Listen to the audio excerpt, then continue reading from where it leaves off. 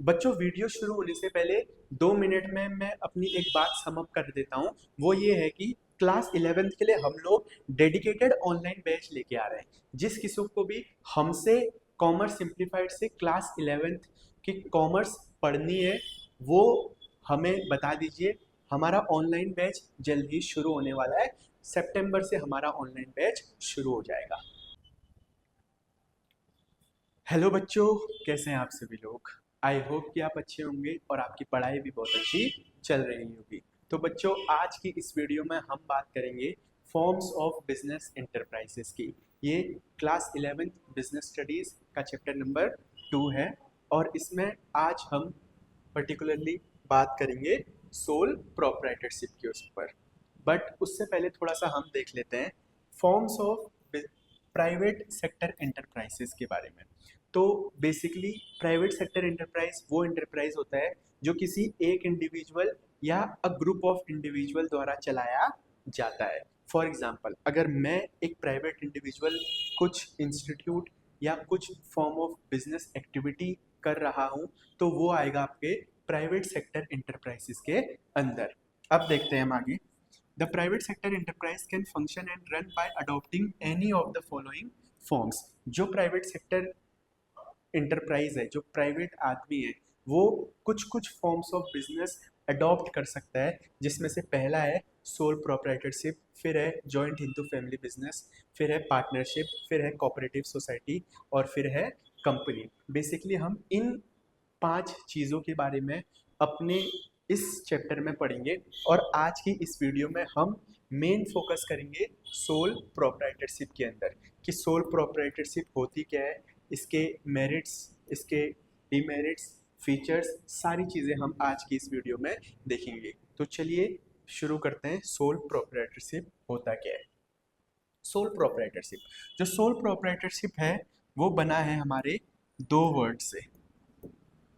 It is made up of 2 words, sole और proprietor. Sole means होता है one और प्रोप्राइटर मतलब होता है ओनर।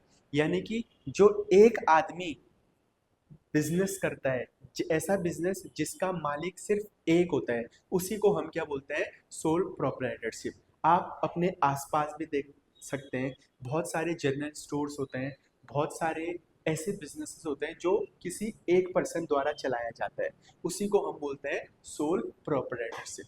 अब इसमें डेफिनेशन देखते हैं। A business owned, managed and controlled by a single individual is known as sole proprietorship organisation. ऐसा बिजनेस जो ओन, मैनेज, कंट्रोल सिर्फ एक आदमी द्वारा किया जाता है, उसी को हम बोलते हैं सोल प्रोप्राइटरशिप। अब हम इसमें देखते हैं जेएल हांसन ने क्या कहा था सोल प्रोप्राइटरशिप के बारे में। According to JL Hanson, sole trader business is a type of business unit where one person is solely responsible for providing the capital, for bearing the risk and for management of the business।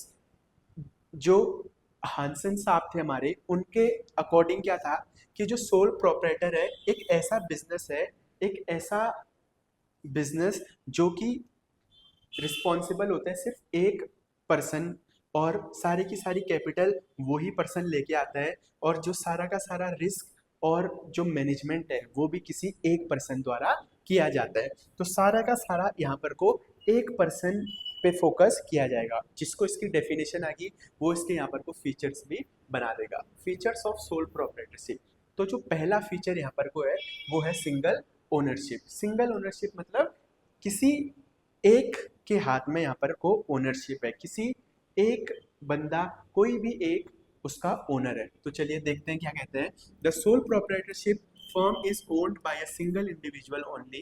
All the capital is supplied by the single individual from his own wealth and from borrowed fund. जो ownership है वो किसी एक single आदमी के हाथों में होगी, और जो वेल्थ दी जाएगी बिजनेस को, जो बिजनेस में पैसा लगाया जाएगा, वो भी खुद अपने पैसों का ही लगाएगा, या फिर ऐसे पैसों का जो उसने उधार लिया होगा वो ही वो बिजनेस में पैसा लगाएगा। फिर है अगला, formation and closure. There is no legal formalities required to start and close proprietorship firm. सिर्फ एक ही आदमी का बिजनेस है तो कोई भी बहुत ज़्यादा लीगल फॉर्मेलिटीज़, बहुत ज़्यादा पेपर वर्क इसमें किया नहीं जाता है। आसानी से बिजनेस खुल भी जाता है और आसानी से बिजनेस बंद भी हो जाता है।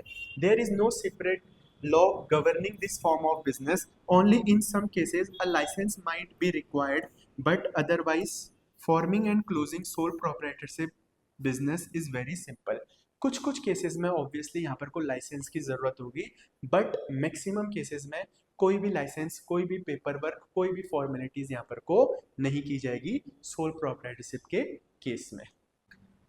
अगला यहाँ पर वो होता है अनलिमिटेड लाइबिलिटी। अब ये एक ऐसा पॉइंट है जो हर किसी में आएगा, कहीं पर वो अनलिमिटेड लाइबिलिटी होगा, कहीं पर लिमिटेड लाइबिलिटी होगा, तो इसको हम अच्छे से समझते हैं।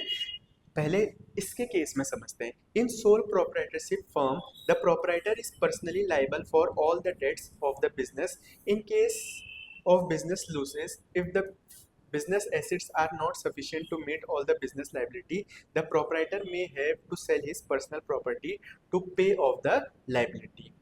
अगर ऐसा होता है कभी कि बिजनेस को हमें क्लोज करना पड़े, तो जो फर्म को देना है किसी को, जो बिजनेस की जो लाइबिलिटीज है उसको पे करेंगे फर्म के एसेट। तो चलिए इसको थोड़ा सा एक एग्जांपल के साथ समझते हैं। जैसे ये फर्म है, फर्म मान लो क्लोज हो रही है, तो उसकी कुछ ना कुछ लाइबिलिटी होंगी। कुछ लाइबिलिटी होंगी मतलब फॉर एग्जांपल कहीं से उसने सामान खरीदा तो उसको पैसे वापस देने पड़ेंगे, जहाँ पर से वो माल लेता है वहाँ पर को उसको पैसा वापस देना पड़ेगा। ऐसे करके उसकी कुछ ना कुछ लाइबिलिटीज होंगी जिसको, जहाँ उसने कुछ ना कुछ पैसा वापस देना है। तो वो क्या करेगा कि फर्म की जो लाइबिलिटी के लिए कुछ कुछ एसेट्स भी होंगे, उनको बेच के पैसा देगा वो। मान लो उसके पास अभी 5 लाख रुपए के एसेट है और उसको 10 लाख रुपए देने हैं। उसके पास है 5 लाख ही रुपए, लेकिन उसको देने कितने हैं?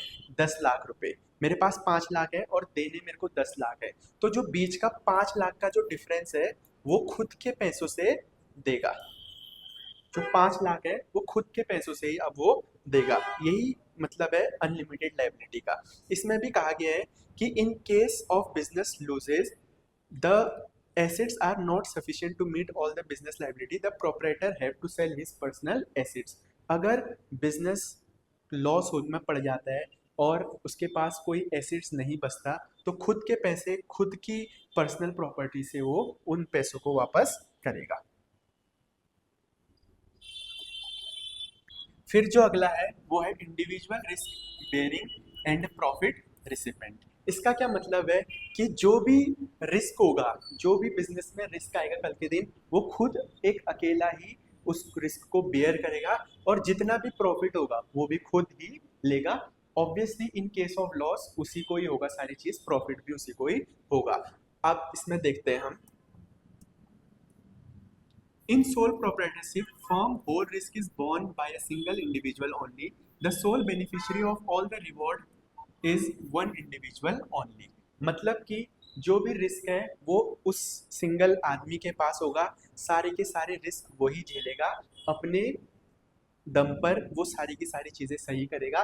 वैसे ही अगर यहाँ पर कोई भी लॉस होता है तो वो भी उसको ही बेयर करना पड़ेगा, और सारे के सारे रिस्क यानी कि जो भी लॉस, जो भी प्रॉफिट का पार्ट ऐसा जो देना है, वो सारी की सारी चीज़ें यही बेयर करेगा।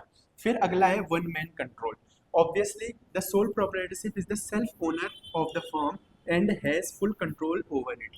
The ownership and management lies in the hands of one person only. Some person or manager may be employed to help the owner, but ultimate control lies with sole trader himself. हो सकता है कि वो एक manager hire करे, हो सकता है कि वो कुछ कुछ लोग हायर करे ये काम करने के लिए, बट जो अल्टीमेट कंट्रोल होगा सोल प्रोप्राइटरशिप में वो उस आदमी का होगा जिसका वो बिजनेस है। तो वन मैन कंट्रोल इसको हम बोलते हैं।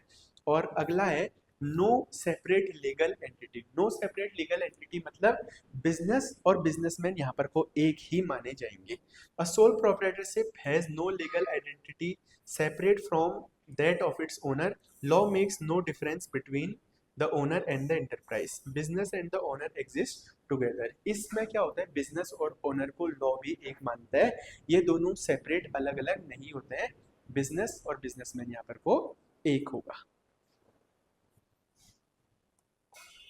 फिर अब हम देखेंगे इसका मेरिट्स या फिर advantage of sole proprietorship. Merits क्या होते हैं, इसके क्या क्या अच्छी चीजें होती हैं। तो पहला है हमारा क्विक डिसीजन, बहुत जल्दी डिसीजन ले लेंगे। मैं आदमी अकेला हूँ तो मैं क्विक डिसीजन लूंगा। In sole proprietorship firm all the decisions are taken by the proprietor himself. He is not supposed to consult anyone and waste time.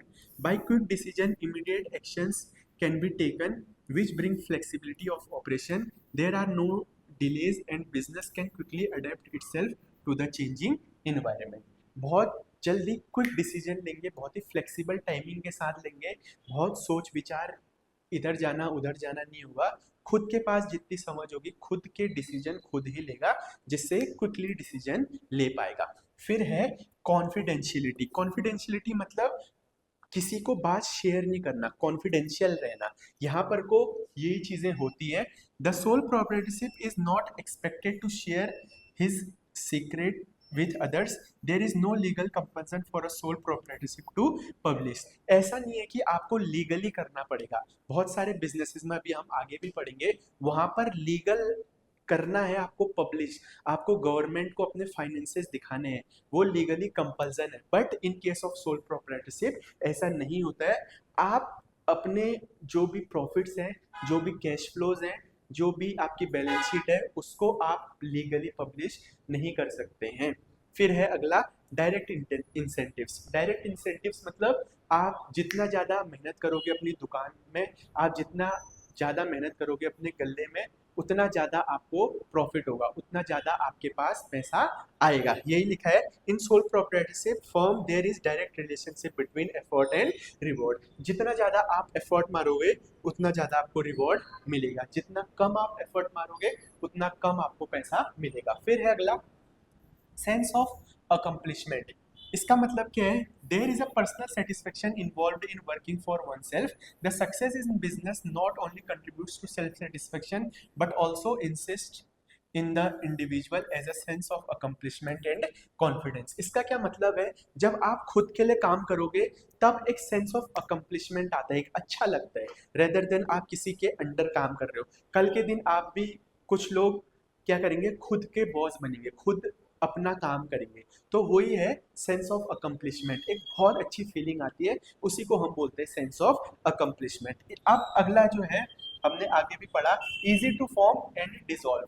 बहुत आसानी से, बहुत सरल तरीका होता है एक सोल प्रोप्राइटरशिप को बिजनेस बनाने में और वैसे डिसॉल्व होने में भी। अब कोई भी लीगल फॉर्मेलिटी नहीं होती है, तो इससे बहुत इजी पड़ जाता है। A sole proprietorship organisation is easy to form, no legal formalities are involved in setting up this type of organization. It is not governed by the specific law. The sole proprietor can close the business whenever he desires without any legit formality. It can be closed by paying back its debt. इसका मतलब क्या है कि कोई भी formality नहीं है कि आपको आपकी दुकान खोलने के लिए इधर चक्कर मारना पड़ेगा, उधर जाना पड़ेगा, ये पेपर वो पेपर, ऐसा कुछ भी नहीं है। आपने सिर्फ अपने जो भी आपके पास पैसा है उसको सही चीज में लगाना है और आपका बिजनेस ओपन हो जाएगा। वहीं पर ही अगर मान लो आपका कल के दिन मन नहीं करता है ये बिजनेस करने का, या आप कहीं बाहर शिफ्ट हो रहे हैं, तो आप बहुत आसानी से अपना बिजनेस भी क्लोज कर दोगे। बस आपको जिनको पैसा देना है अपने डेट्स को क्लियर करोगे। यहाँ पर को भी वही लाइन लिखी है, there is no any legit formality in closing it. It can be closed by paying back its debt. सारे के सारे जो आपके उधार है उनको आप पे करिए और अपना बिजनेस क्लोज करिए। सिंपल सा चीज है। फिर अगला है डिसएडवांटेजेस। डिसएडवांटेजेस क्या है, डिसएडवांटेजेस या demerits of soul proprietorship form. पहला है लिमिटेड रिसोर्सेज, बहुत ही ज्यादा लिमिटेड रिसोर्सेज है। सर एक आदमी कर रहा है तो बहुत ही कम उसके पास रिसोर्सेज होंगे। चलिए हम इसे देखते हैं। In sole proprietorship form finance is supplied by the proprietor himself from his wealth और from borrowings. There is a limit to the credit raising capacity of a single person. This reduces the scope of business growth. The funds are not sufficient for medium scale or large scale business. इसका क्या मतलब होता है कि एक आदमी के पास limited पैसा होगा, आपके पास, मेरे पास, किसी थर्ड पर्सन के पास सिर्फ एक लिमिटेड पर्सन होगा, किसी के पास कम होगा तो किसी के पास ज़्यादा होगा। तो यहीं पर जो सोल प्रोप्राइटरशिप है उसके पास भी एक लिमिटेड पैसा होता है। अगर कल के दिन वो बढ़िया बिजनेस, बहुत बड़ा बिजनेस करना पड़ता है तो उसका फंड, उसका रिसोर्सेज बहुत ही लिमिटेड हो जाते हैं। तो उन केसेस में जो मीडियम स्केल बिजनेसेस हैं, लार्ज स्केल बिजनेसेस हैं, जिनका टर्नओवर करोड़ों में होता है, तो वो वहाँ पर को थोड़ा सा टफ पड़ जाता है in case of sole proprietorship. अब अगला है limited life of a business. Limited life of a business मतलब इसमें एक बहुत अच्छी भी बात कहा जाती है कि सोल प्रोप्राइटरशिप में आदमी खत्म तो बिजनेस खत्म। इसका क्या मतलब होता है? The survival and continuity of sole proprietorship firm depend upon one person only. If the proprietor falls ill or becomes insolvent, then the business come to an end. इसका क्या मतलब है? वही बहुत खतरनाक कहावत है कि आदमी खत्म बिजनेस खत्म। कल के दिन आदमी को कुछ हो जाता है या आदमी बीमार पड़ जाता है या कुछ चीजें हो जाती है तो उसका डायरेक्ट इम्पैक्ट उसके बिजनेस में पड़ेगा। बिजनेस की बहुत लिमिटेड लाइफ हो जाती है। फिर अब अगला है अनलिमिटेड लाइबिलिटी। ये हमने आगे भी पढ़ा, कहीं ना कहीं डिसएडवांटेज भी यहाँ पर को ये बन जाता है।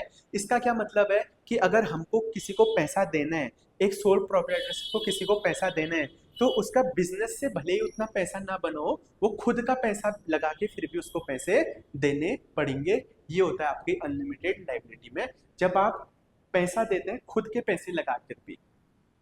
फिर है लिमिटेड मैनेजरियल स्किल। इसका क्या मतलब होता है? एक आदमी का दिमाग एक वे में चलेगा, जैसे आपका दिमाग सर्टेन तरीके से चलता है, दूसरे आदमी का दिमाग सर्टेन तरीके से चलेगा। तो जो सोल प्रोप्राइटरशिप है उसमें सिर्फ एक ही आदमी का दिमाग लगेगा, तो लिमिटेड वर्जन ऑफ स्किल वहां पर को लग जाता है। इसमें हम देखते हैं in sole proprietorship firm all the activities are performed by a single individual. A single individual cannot be expert in all the fields.